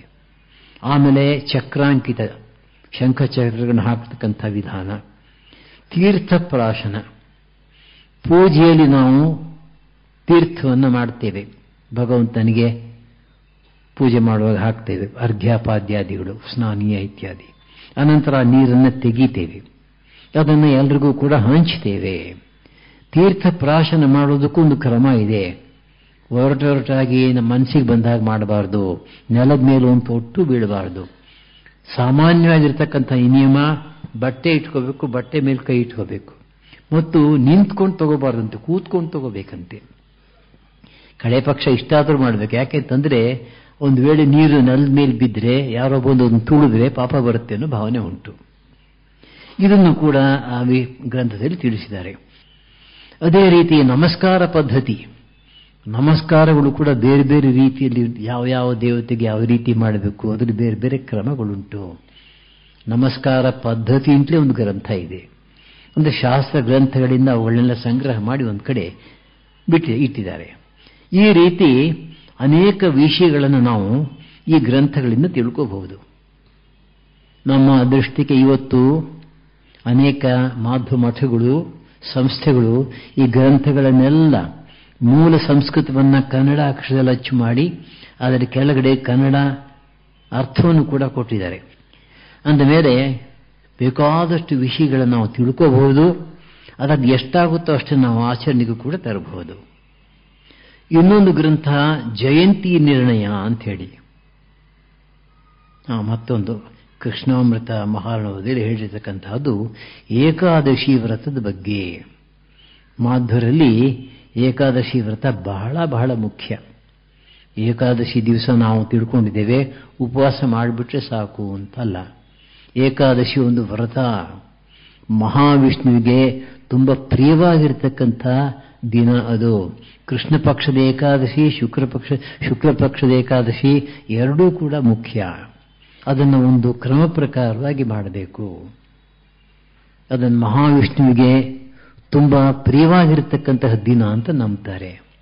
ಈ ಏಕಾದಶಿಯನ್ನು ವ್ರತವನ್ನಾಗಿ ಮಾಡಬೇಕಾದ್ರೆ ಏನು ಮಾಡಬೇಕು? ದ್ವಾದಶಿ ದಿವಸ ರಾತ್ರಿ ಊಟ ಮಾಡಿದ ಮೇಲೆ ಪೂರ್ತಿ ಏಕಾದಶಿ ದಿವಸ ಉಪವಾಸ ಮಾಡಬೇಕು. ದ್ವಾದಶಿ ಬೆಳಗ್ಗೆ, ದಶಮಿ ದಿವಸ ಊಟ ಮಾಡಿದ ಮೇಲೆ ದ್ವಾದಶಿ ದಿವಸ ಬೆಳಗ್ಗೆ ಪಾರಣೆ ಮಾಡ್ತಕ್ಕಂಥದ್ದು. ಆ ಏಕಾದಶಿ ದಿವಸ ನಿರ್ಜರೋಪವಾಸ ಮಾಡಬಹುದು ಅಥವಾ ನೀರನ್ನು ಮಾತ್ರ ತಗೋಬಹುದು. ಇನ್ನು ಕೆಲವು ನಿಯಮಗಳಲ್ಲಿ ಏಕಭುಕ್ತ ಅಂತ ಹೇಳ್ತಾರೆ. 24 ಗಂಟೆಗಳಲ್ಲಿ ಮಧ್ಯಾಹ್ನ ಮಾತ್ರ ಅಥವಾ ರಾತ್ರಿ ಮಾತ್ರ ಊಟ ಮಾಡಬಹುದು, ಯಾರಿಗೆ ಪೂರ್ತಿ ಉಪವಾಸ ಮಾಡೋ ಶಕ್ತಿ ಇರೋ ಅಂಥವರಿಗೆ. ಇದು ಮೊದಲನೇದು ಉಪವಾಸ. ಎರಡನೇದು 3 ಸಲ ಸ್ನಾನ ಮಾಡಬೇಕಾದಂತಹದ್ದು, ವಿಷ್ಣುವಿನ ಪೂಜೆ ಮಾಡ್ತಕ್ಕಂಥದ್ದು, ನಾಮಜಪ ಮಾಡ್ತಕ್ಕಂಥದ್ದು, ಆಮೇಲಿಂದ ಜಾಗರಣೆ ಮಾಡ್ತಕ್ಕಂಥದ್ದು, ಜಪ ಮಾಡ್ತಕ್ಕಂಥದ್ದು, ಇವೆಲ್ಲ ಅದಕ್ಕೆ ಸಂಬಂಧಪಟ್ಟಿರ್ತಕ್ಕಂಥ ಆಚಾರಗಳು. ಏಕಾದಶಿಯನ್ನು ವ್ರತವಾಗಿ ಮಾಡಬೇಕಾದ್ರೆ, ವ್ರತವಾಗಿ ಮಾಡೋದನ್ನ ನಾವು ಸುಮ್ಮನೆ ಏಕಾದಶಿನ ಉಪವಾಸದ ಮೂಲಕ ಭಗವನ್ನಾಮದ ಸ್ಮರಣೆ ಮೂಲಕ ಮಾಡ್ತೀವಿ ಇದ್ರೆ ಮಾಡಬಹುದು. ಇದನ್ನು ಕೂಡ ಈ ಗ್ರಂಥದಲ್ಲಿ ವಿಶೇಷವಾಗಿ ಹೇಳಿದ್ದಾರೆ. ಇನ್ನು ಮುಂದಿನ ಗ್ರಂಥ ಜಯಂತಿ ನಿರ್ಣಯ. ಶ್ರೀಕೃಷ್ಣ ಜನ್ಮಾಷ್ಟಮಿ, ಅದರ ಮಾರನೇ ದಿವಸ ಜಯಂತಿ. ಎಷ್ಟೋ ಸಲ ಈ ಪಂಚಾಂಗಗಳಲ್ಲಿ ಯಾವತ್ತು ಜಯಂತಿ, ಯಾವತ್ತು ಜನ್ಮಾಷ್ಟಮಿ, ಹಿಂದಿನ ದಿವಸ ಮಾಡಬೇಕೆ ಮುಂದಿನ ದಿವಸ ಮಾಡಬೇಕೆ, ಈ ಥರ ಎಲ್ಲ ಸಮಸ್ಯೆಗಳು ಬರೋದುಂಟು. ತುಂಬ ಹೆಚ್ಚು ಸಮಸ್ಯೆಗಳು ಉಂಟಾದಾಗ ಯಾರಾದ ಮಠದ ಆಚಾರ್ಯ, ಶೃಂಗೇರಿ ಆಚಾರ್ಯ ಮುಂತಾದವರು ಹೇಳಬೇಕು. ಕೆಲವು ಸಲ ಹಾಗಾಗಿದೆ ಅಂತ ಇಟ್ಕೊಡಿ. ಅವರು ನಿರ್ಣಯ ಮಾಡಿ ಹೇಳ್ತಾರೆ, ನೀವು ಇಂಥ ದಿವಸವೇ ಜಯಂತಿಯನ್ನು ಆಚರಿಸಬೇಕು, ಇಂಥ ದಿವಸವೇ ಜನ್ಮಾಷ್ಟಮಿ ಮಾಡಬೇಕು, ಇಂಥ ದಿವಸ ಬೇಡ ಅಂತ. ಕೆಲವು ಸಲ ಚಾಂದ್ರಮಾನ ತಿಥಿ 2 ದಿನಗಳಲ್ಲಿ ಬರುತ್ತೆ. 1ನೇ ತಾರೀಕು 2ನೇ ತಾರೀಕು 2 ದಿನ ಬಂದಾಗ ಏನು ಮಾಡಬೇಕು ಅನ್ನೋ ಸಮಸ್ಯೆ. ಇದನ್ನೆಲ್ಲ ಇಲ್ಲಿ ವಿಸ್ತಾರವಾಗಿ ವಿವರಿಸಿ ನಿಶ್ಚಯ ಮಾಡಿದ್ದಾರೆ. ಮತ್ತು ಜನ್ಮಾಷ್ಟಮಿ ವ್ರತವನ್ನು ಯಾವ ರೀತಿ ಆಚರಿಸಬೇಕು, ಪ್ರತಿಯೊಂದಕ್ಕೂ ನಿಯಮ ಉಂಟು. ನಮ್ಮ ಮನಸ್ಸಿಗೆ ಬಂದಾಗ ನಾವು ಮಾಡೋ ಹಾಗಿಲ್ಲ. ಜನ್ಮಾಷ್ಟಮಿ ವ್ರತದ ಆಚರಣೆ, ಅದನ್ನು ಕೂಡ ಈ ಜಯಂತಿ ನಿರ್ಣಯ ಗ್ರಂಥದಲ್ಲಿ ಹೇಳಿದ್ದಾರೆ.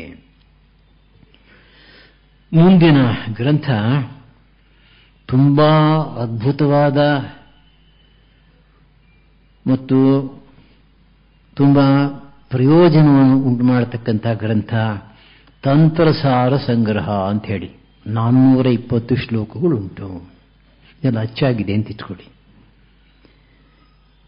ಯಾರೋ ಹೇಳ್ತಾ ಇದ್ರಂತೆ ಮಧ್ವಾಚಾರ್ಯ ಕಾಲದಲ್ಲಿ, ಮಧ್ವಾಚಾರ್ಯರಿಗೆ ವ್ಯಾಕರಣ ಚೆನ್ನಾಗಿ ಬರುತ್ತೆ, ವೇದಾಂತ ಚೆನ್ನಾಗಿ ಬರುತ್ತೆ, ಆದರೆ ದೇವಸ್ಥಾನಗಳು, ಪೂಜೆ, ವಿಗ್ರಹ ಮುಂತಾದ ಆಗಮಶಾಸ್ತ್ರಗಳ ವಿಷಯ ಏನೇನೂ ಗೊತ್ತಿಲ್ಲ ಅಂತ. ಮಧ್ವಾಚಾರ್ಯರಿಗೆ ಕೇಳಿಸ್ತು, ಒಳ್ಳೆ ತಮಾಷೆನೇ, ಕೆಟ್ಟ ಹೆಸರು ಬಂದ್ಬಿಡ್ತಲ್ಲ, ಇದನ್ನು ಹೋಗಲಾಡಿಸ್ಕೋಬೇಕೀಗ. ಅದಕ್ಕೋಸ್ಕರ ಈ ಗ್ರಂಥ ಬರೆದ್ರು, ತಂತ್ರಸಾರ ಸಂಗ್ರಹ.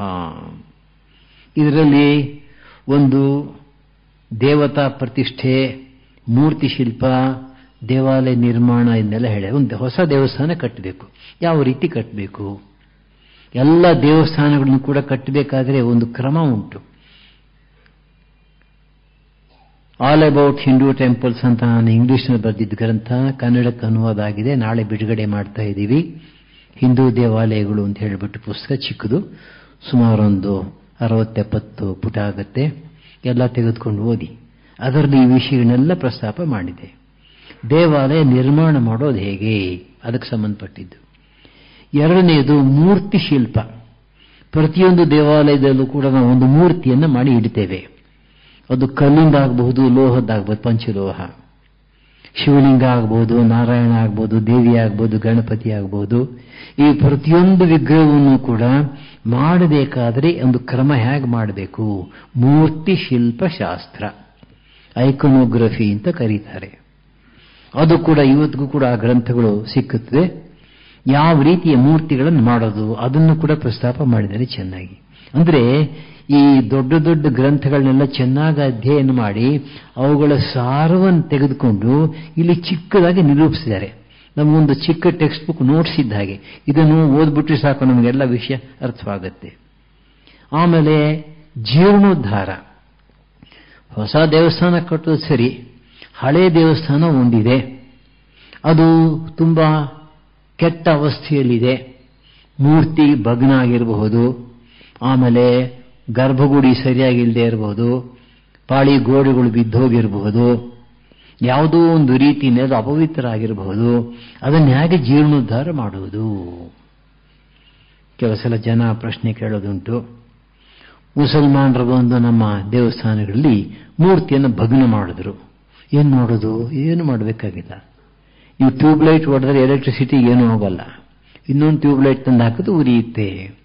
ಹಾಗೆಯೇ ಇನ್ನೊಂದು ವಿಗ್ರಹ ತಂದು ಮತ್ತೆ ಪ್ರತಿಷ್ಠಾಪನೆ ಮಾಡಿದ್ರೆ ಭಗವಂತನ ಶಕ್ತಿ ಅದು ಹರಿದೇ ಹರಿಯುತ್ತೆ.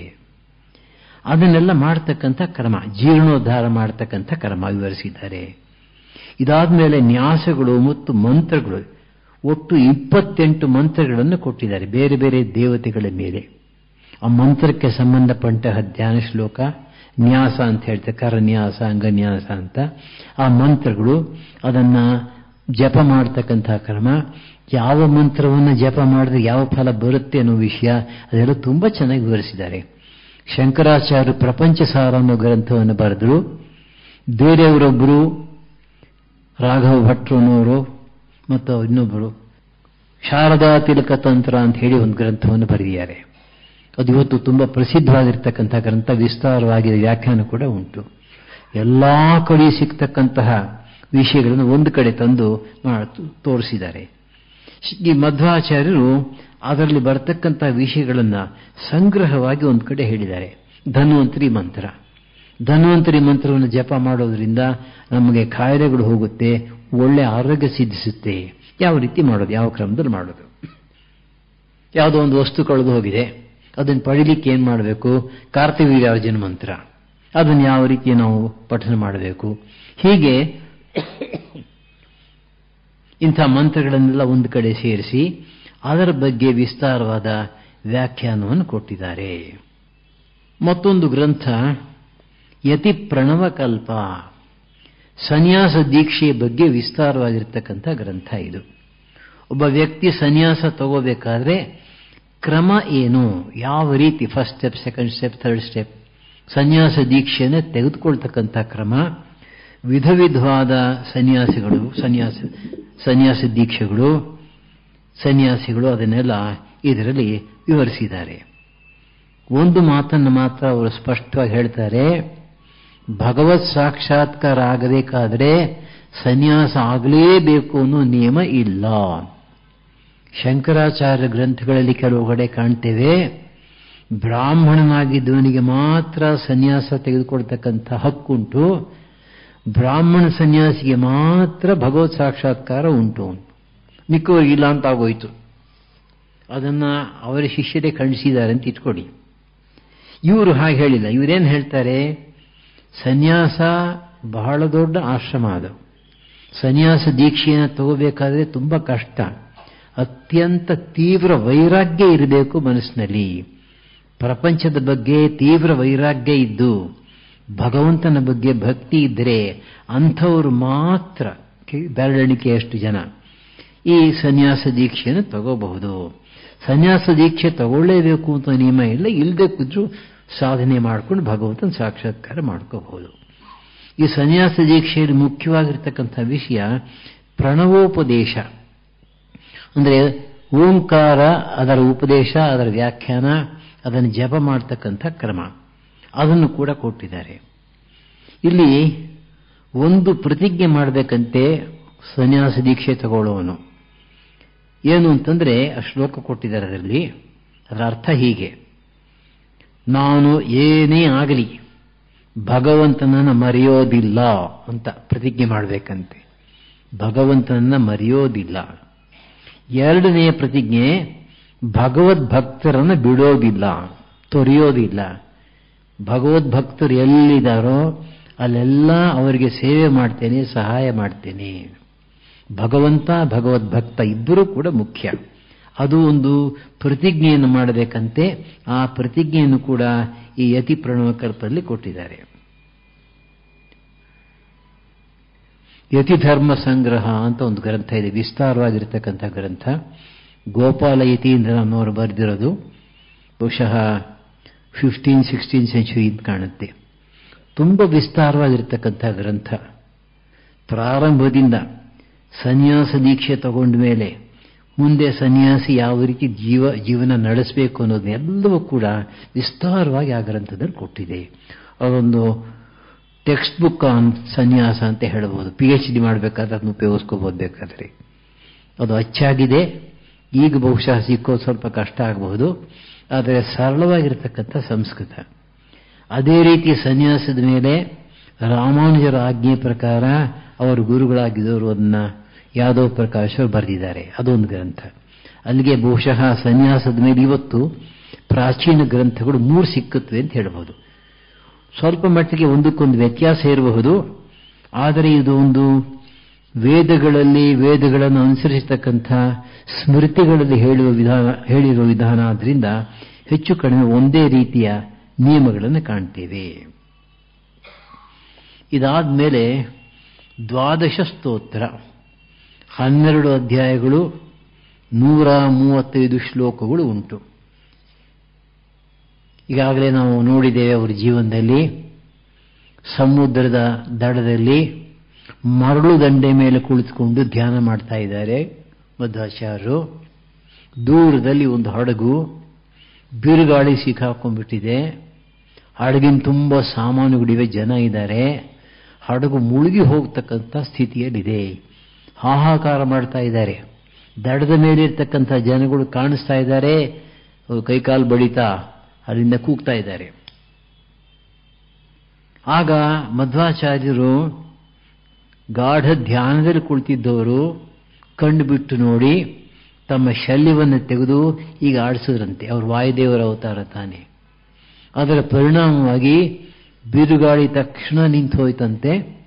ಹಡಗು ದಡಕ್ಕೆ ಬಂತು. ಸುಲಭವಾಗಿ ತೊಂದರೆ ಇಲ್ಲದೆ ಬಂತು. ಹಾಗೆ ಬಂದ ಮೇಲೆ ಅದನ್ನು ನೋಡ್ತಾ ಇದ್ದಂತೆ ಆ ಹಡಗಿನ ಕ್ಯಾಪ್ಟನ್ ಮುಂತಾದವರು ನೇರವಾಗಿ ಮಧ್ವಾಚಾರ್ಯ ಹತ್ರ ಬಂದ್ರಂತೆ. ಬಂದ್ಬಿಟ್ಟು, ನೀವು ನಮ್ಮ ಜೀವ ಉಳಿಸಿದ್ರಿ, ನಿಮಗೆ ನಾವು ತುಂಬ ಕೃತಜ್ಞರಾಗಿದ್ದೇವೆ. ಈ ಹಡಗಿನಲ್ಲಿ ಬೇಕಾದಷ್ಟು ಐಶ್ವರ್ಯ ಉಂಟು, ವಸ್ತುಗಳುಂಟು, ನೀವು ಏನನ್ನು ಬೇಕಾದರೂ ತಗೊಳ್ಳಿ ಅಂತ. ಮಧ್ವಾಚಾರ್ಯ ಹೇಳಿದಂತೆ, ನನಗೇನು ಬೇಡ, ಅಲ್ಲಿ ಈ ಮಣ್ಣಿನ ಗಡ್ಡೆಗಳುಂಟು, ಹೆಂಟೆ ಅಂತ ಹೇಳ್ತಾರೆ, ಆ ಗಡ್ಡೆಗಳನ್ನು ನಾನು ಹುಡುಕ್ತೀನಿ ಯಾವ್ದು ಬೇಕು ಅಂತ, ಅದನ್ನು ಕೊಡಿ ಅಂತ. ಅವ್ರಿಗೆ ಆಶ್ಚರ್ಯ ಆಯ್ತಂತೆ. ಐಶ್ವರ್ಯ ಯಾವುದು ಬೇಡ, ಮಣ್ಣಿನ ಗಡ್ಡೆ ಬೇಕು ಅಂತಾರಲ್ಲ ಅಂತ. ಸನ್ಯಾಸಿಗಳು ಇನ್ನೇನು ಬೇಕು ಅಂದ್ರಂತೆ. ಆಮೇಲೆ ಶ್ರೀಕೃಷ್ಣ ಪರಮಾತ್ಮನ ವಿಗ್ರಹ ಅದನ್ನು ಆರಿಸ್ಕೊಂಡ್ರು. ಅದು ತುಂಬ ಭಾರವಾಗಿತ್ತು. ಅವರು ಕೆಲವು ಶಿಷ್ಯರು ಕಷ್ಟಪಟ್ಕೊಂಡು ಹೊತ್ಕೊಂಡು ಬರ್ತಾ ಇದ್ರು. ದಾರಿ ಒಳಗೆ ಬಿದ್ದೋಯ್ತದು. ಬಿದ್ದು ಒಡೆದು ಕೃಷ್ಣ ವಿಗ್ರಹ ಆಚೆ ಬಂತು. ಆ ಜಾಗದಲ್ಲಿ ವಡಭಾಂಡೇಶ್ವರ ಅಂತ ಹೇಳಿ ಒಂದು ದೇವಸ್ಥಾನ ಕೂಡ ಕಟ್ಟಿದ್ದಾರೆ. ಆಮೇಲೆ ಮಧ್ವಾಚಾರ್ಯ ನೋಡಿದಂತೆ ಇವ್ರ ಕೈನಲ್ಲಾಗಲ್ಲ ಅಂತ ಹೇಳಿ ತಾವೇ ಆ ವಿಗ್ರಹವನ್ನು, ಅದು ತುಂಬ ಭಾರ ಇತ್ತಂತೆ, ಇವ್ರ ಕೈಲಿ ಆಗಲಿಲ್ಲ, ತಾವೇ ಆ ವಿಗ್ರಹವನ್ನು ತೆಗೆದುಕೊಂಡು ಅಲ್ಲಿಂದ ಉಡುಪಿಗೆ ಬರುವಾಗ ದಾರಿಯಲ್ಲಿ ಇದನ್ನು ರಚನೆ ಮಾಡಿದ್ರು. 12 ಸ್ತೋತ್ರ. ತುಂಬ ಸೊಗಸಾಗಿರ್ತಕ್ಕಂತಹ ವರ್ಣನೆ ಬರುತ್ತೆ ಇದರೊಳಗೆ. ಒಂದು ಭಗವತ್ ಸ್ವರೂಪದ ವರ್ಣನೆ, ಭಗವಂತನ ನಿಜವಾದಂತಹ ಸ್ವರೂಪ ಏನು ಎಂಥದ್ದು. ಎರಡನೇದು ಭಗವಂತನ ಗುಣಗಳು. ಭಗವಂತನ ಗುಣಗಳನ್ನು ವರ್ಣಿಸ್ತಾ ಇದ್ರೆ ಈ ಮಹಾತ್ಮರಿಗೆ ಸ್ವಲ್ಪ ತೃಪ್ತಿ ಇಲ್ಲವಂತೆ. ಹಾಗೆ ಅದ್ಭುತವಾಗಿರ್ತಕ್ಕಂತಹ ಗುಣಗಳು. ಮತ್ತೊಂದು ವಿಷ್ಣುವಿನ 24 ಮೂರ್ತಿಗಳು, ಅವುಗಳ ವಿವರಣೆ. ಶಂಖ, ಚಕ್ರ, ಗದಾ, ಪದ್ಮ 4 ಕೈಗಳಲ್ಲಿದೆ, ನಾವೆಲ್ಲ ಕೇಳಿದ್ದೇವೆ. ಆದರೆ ಈ ಶಂಖ, ಚಕ್ರ, ಗದಾ, ಪದ್ಮಗಳನ್ನು ಬೇರೆ ಬೇರೆ ಕೈಯಲ್ಲಿ ಬದಲಾಯಿಸ್ಬೋದು. ಇಲ್ಲಿರೋ ಶಂಖ ಇಲ್ಲಿ ಹಾಕೋದು, ಇಲ್ಲಿರೋ ಚಕ್ರ ಇಲ್ಲಿ ಹಾಕೋದು, ಹೀಗೆ ಆ ರೀತಿ ಪರ್ಮುಟೇಷನ್ ಕಾಂಬಿನೇಷನ್ ಅಂತ ಹೇಳ್ತೀವಿ ಇಂಗ್ಲಿಷ್ನಲ್ಲಿ. ಆ ರೀತಿ ಮಾಡಿದ್ರೆ 24 ರೂಪಗಳು ಸಿದ್ಧಿಸುತ್ತವೆ. ಅದನ್ನು ಕೆಲವು ಗ್ರಂಥಗಳು ಕೂಡ ಕೊಟ್ಟಿದ್ದಾರೆ, ಚಿತ್ರಗಳ ಸಮೇತ ಹೆಸರುಗಳನ್ನು ಕೊಟ್ಟಿದ್ದಾರೆ. ಒಂದೊಂದು ರೂಪಕ್ಕೆ ಒಂದೊಂದು ಹೆಸರು. ಕೇಶವ, ಮಾಧವ, ನಾರಾಯಣ, ಒಂದೊಂದಕ್ಕೊಂದೊಂದು ಹೆಸರು. ಅದನ್ನು ಕೂಡ ಈ ಗ್ರಂಥದಲ್ಲಿ ವಿವರಿಸಿದ್ದಾರೆ.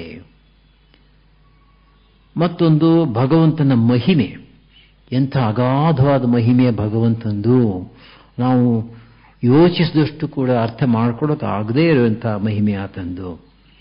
ಆಮೇಲೆ ಭಗವತ್ಪಾದದ ವರ್ಣನೆ. ವೇದಾಂತ ದೇಶಿಕರ ಜೀವನದಲ್ಲಿ ಒಂದು ಘಟನೆ ಬರುತ್ತೆ. ಒಂದು ದೊಡ್ಡ ಕವಿಯೊಬ್ಬ ಬರ್ತಾನೆ, ಒಂದು ರಾತ್ರಿಯಲ್ಲಿ 1000 ಶ್ಲೋಕ ಮಾಡಬೇಕು ಭಗವಂತನ ಮೇಲೆ ಅಂತ. ಆಗ ವೇದಾಂತ ದೇಶಿಕರು ಒಪ್ಕೋತಾರೆ, ನೀನು ಭಗವಂತನ ಮೇಲೆ ಮಾಡು, ನನಗೆ ಭಗವಂತ ಬೇಡ, ಅವನ ಪಾದನೇ ಸಾಕು, ಅವನ ಪಾದದ ಮೇಲೆ ಮಾಡ್ತೀನಿ ಅಂತ ಶುರು ಮಾಡ್ತಾರೆ. ಪಾಪ ಅವನಿಗೆ 600 ಶ್ಲೋಕನೂ ಮಾಡಲಿಕ್ಕಾಗಲಿಲ್ಲ. ಇವರು ಬೆಳಗ್ಗೆ ಮುಂಚೆನೇ 1000 ಶ್ಲೋಕನೂ ಭಗವಂತನ ಪಾದದ ಮೇಲೆ ಮಾಡ್ತಾರೆ. ಬಹಳ ಪ್ರಸಿದ್ಧವಾಗಿರ್ತಕ್ಕಂಥ ಸ್ತೋತ್ರ ಅದು. ಆಮೇಲೆ ಅವನು ತನ್ನ ಸೋಲನ್ನು ಒಪ್ಕೋತಾನೆ.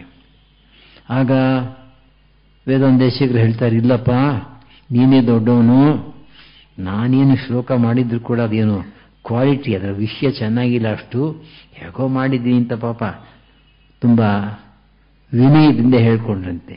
ಅಂದರೆ ಭಗವಂತನ ಪಾದವನ್ನು ವರ್ಣಿಸ್ತಕ್ಕಂಥ 1000 ಶ್ಲೋಕ ಮಾಡಿರಬೇಕಾದ್ರೆ ಅವರ ಭಕ್ತಿ ಎಷ್ಟು ಅಗಾಧವಾಗಿರಬೇಕು. ಇನ್ನೊಂದು ಕಂದುಕ ಸ್ತುತಿ ಅಂತ ಹೇಳಿ ಒಂದೇ ಒಂದು ಶ್ಲೋಕ. ಅದು ಬಾಲ್ಯದಲ್ಲಿ ಚೆಂಡಾಟ ಆಡ್ತಾ ಇರುವಾಗ ರಚನೆ ಮಾಡಿದ್ದು ಅಂತ ಹೇಳ್ತಾರೆ. ಹಿಂದೆ ಒಂದ್ಸಲ ಸೂಚನೆ ಕೊಟ್ಟಿದ್ದೆ. ಬಹುಶಃ ಚೆಂಡಾಟ ಆಡ್ತಾ ಇರುವಾಗ ಬಾಲಕೃಷ್ಣನ ಒಂದು ದರ್ಶನ ಆಗಿರಬಹುದು ಅವರಿಗೆ. ಆ ಸಮಯದಲ್ಲಿ ತಕ್ಷಣ ಈ ಒಂದು ಶ್ಲೋಕವನ್ನು ಮಾಡಿದ್ರಂತೆ. ಅಂಬರ ಗಂಗಾ ಚುಂಬಿತ ಪಾದಃ ಪದತಲ ವಿದಲಿತ ಗುರುತರ ಶಕಟಃ ಕಾಲಿಯನಾಗ ಕ್ಷೇಲ ನಿಹಂತ ಸರಸಿಜ ನವದಲ ವಿಕಸಿತ ನಯನಃ ಕಾಲಘನಾಲಿ ಕರ್ಬುರ ಕಾಯಃ ಶರಶತ ಶಕಲಿತ ರಿಪುಷತ ನಿವಹಃ ಸಂತತಮಸ್ಮಾನ್ ಪಾತು ಮುರಾರಿಃ ಸತತಗ ಸಮಜವ ಖಗಪತಿ ನಿರತಃ. ಸೊಗಸಾಗಿರತಕ್ಕಂಥ ಶ್ಲೋಕ, ಓದೋದಿಕ್ಕೆ ಆನಂದವಾಗುತ್ತೆ. ಅಂಬರಗಂಗಾ ಚುಂಬಿತ ಪಾದಃ, ಈ ಪರಮಾತ್ಮ ಶ್ರೀಮನ್ನಾರಾಯಣ ಮಹಾವಿಷ್ಣು. ಅಂಬರಗಂಗೆ ಅಂತಂದ್ರೆ ಆಕಾಶದಲ್ಲಿ ಹುಟ್ಟಿ ಹರಿಯತಕ್ಕಂಥ ಗಂಗಾ ನದಿ. ಆ ಗಂಗಾ ನದಿ ಯಾರ ಪಾದವನ್ನು ತೊಳೆಯಿತೋ ಅವನು. ಪದತಲ ವಿದಲಿತ ಗುರುತರ ಶಕಟಃ, ಶಕಟ ಅಂದ್ರೆ ಗಾಡಿ, ಗುರುತರ ಬಹಳ ಭಾರವಾಗಿರ್ತಕ್ಕಂಥ ಗಾಡಿ ಶಕಟಾಸುರ. ಅದನ್ನ ತನ್ನ ಪಾದ ತಳದಿಂದ ಒಂದೇಟು ಕೊಟ್ಟು ಅದನ್ನು ಸಂಹಾರ ಮಾಡ್ತಾನೆ ಅಥವಾ ನಾಶ ಮಾಡ್ತಾನೆ. ಪದತಲ ವಿದಲಿತ ಗುರುತರ ಶಕಟ. ಅದು ಕೂಡ ಭಾಗವತ ಹೇಳುತ್ತೆ. ತುಂಬಾ ಬಿಸಿಲು ಅಂತ ಹೇಳಿ ಗಾಡಿ ಕೆಳಗಡೆ ಮಲಗಿಸಿರ್ತಾರೆ. ಗಾಡಿ ಮೇಲೆ ಬೆಣ್ಣೆ, ತುಪ್ಪ, ಆಮೇಲೆ ಮೊಸರು, ಅದನ್ನೆಲ್ಲ ದೊಡ್ಡ ದೊಡ್ಡ ಪಾತ್ರೆಗಳನ್ನು ಹೇರಿರ್ತಾರೆ. ಈ ಹುಡುಗನಿಗೆ ಹಾಲು ಕುಡಿಬೇಕು ಅಂತ ಆಸೆ ಆಯ್ತಂತೆ. ತಾಯಿ ಬರೋ ಸ್ವಲ್ಪ ನಿಧಾನ ಆಯ್ತಂತೆ, ಕೋಪ ಬಂದ್ಬಿಡ್ತಂತೆ ಅವನಿಗೆ. ಆ ವಯಸ್ಸಿನವರು ಕೋಪ, ಚಿಕ್ಕ ಮಗು. ಕೋಪ ಬಂದಾಗ ಏನ್ ಮಾಡುತ್ತೆ, ಈಗ ಚೆನ್ನಾಗಿ ಕೈ ಕಾಲು ಹೀಗೆ ಬೀಚಿ ಕಾಲನಲ್ಲಿ ಒದ್ದನಂತೆ. ಅದನ್ನು ಒದ್ದಾಗ ಅದು ಹೋಗಿ ಆಕಾಶದ ಮೇಲೆ ಎಲ್ಲೋ ಹೋಗಿ ಮತ್ತೆ ಕೆಳಗಡೆ ಬಂದಿತ್ತಂತೆ. ಪಾತ್ರೆಗಳೆಲ್ಲ ಹಾಗೆ ಇತ್ತಂತೆ, ಗಾಡಿ ಮಾತ್ರ ಮುರಿದೋಯ್ತಂತೆ. ಇದು ಕಥೆ. ಭಾಗವತದಲ್ಲಿ ಅಷ್ಟನ್ನು ಮಾತ್ರ ಹೇಳಿದೆ. ಶಕಟಾಸುರವನ್ನು ರಾಕ್ಷಸ ಇದ್ದ ಅನ್ನೋ ಮಾತನ್ನು ಹೇಳಿಲ್ಲ. ಬೇರೆ ಕೆಲವು ಗ್ರಂಥಗಳಲ್ಲಿ ಆ ಮಾತನ್ನು ಹೇಳಿದೆ. ಒಟ್ಟಿನಲ್ಲಿ ಶಕಟ ಅಥವಾ ಗಾಡಿಯನ್ನ ತನ್ನ ಪಾದತಳದಿಂದ ನಾಶ ಮಾಡಿದ. ಕಾಲಿಯನಾಗ ಕ್ಷೇಲ ನಿಹಂತ. ಕಾಲಿಯ, ನಾಗ ಅಂದ್ರೆ ಹಾವು, ಸರ್ಪ. ಅವನ ಸರ್ಪದ ವಿಷವನ್ನ ಹೋಗಲಾಡಿಸಿದವನು. ಸರಸಿಜ ನವದಲ ವಿಕಸಿತ ನಯನಃ. ಅವನ ಕಣ್ಣು ಹೇಗಿತ್ತು ಅಂತಂದ್ರೆ ಹೊಸದಾಗಿ ಈಗ ತಾನೇ ಬಿಟ್ಟಿರ್ತಕ್ಕಂತಹ ಕಮಲ ಪುಷ್ಪ, ಅದರ ದಳಗಳು ಹೇಗಿದೆಯೋ ಆ ರೀತಿಯಲ್ಲಿ ಯಾರ ಕಣ್ಣು ಅರಳಿತ್ತೋ ಅವನು. ಕಾಲಘನಾಲಿ ಕರ್ಬುರ ಕಾಯ. ಕಾಲಘನಾಲಿ ಅಂತಂದ್ರೆ ಕರಿ ಮೋಡ. ಕರಿ ಮೋಡದ ಹಾಗೆ ಕಪ್ಪಾಗಿರತಕ್ಕಂತಹ ದೇಹದ ಬಣ್ಣ ಉಳ್ಳವನು. ಶರಶತ ಶಕಲಿತ ರಿಪುಶತ ನಿವಹ, 100 ಬಾಣಗಳನ್ನು ಬಿಟ್ಟು 100 ಜನ ರಾಕ್ಷಸರನ್ನ, ಶತ್ರುಗಳನ್ನ ಸಂಪೂರ್ಣವಾಗಿ ನಾಶ ಮಾಡಿದಂಥವನು. ಶ್ರೀಕೃಷ್ಣನು ಕೂಡ ರಾಮನ ಹಾಗೆ ಬಿಲ್ಲು ವಿದ್ಯೆಯಲ್ಲಿ ಅಪ್ರತಿಮ ವೀರ. ಸಂತತಂ ಅಸ್ಮಾನ್ ಪಾತು ಮುರಾರಿಹಿ ಸತತಗ ಸಮಜವ ಖಗಪತಿ ನಿರತಃ. ಸತತಗ ಸದಾ ಓಡಾಡ್ತಾ ಇರತಕ್ಕಂಥದ್ದು ಯಾವುದು? ಗಾಳಿ.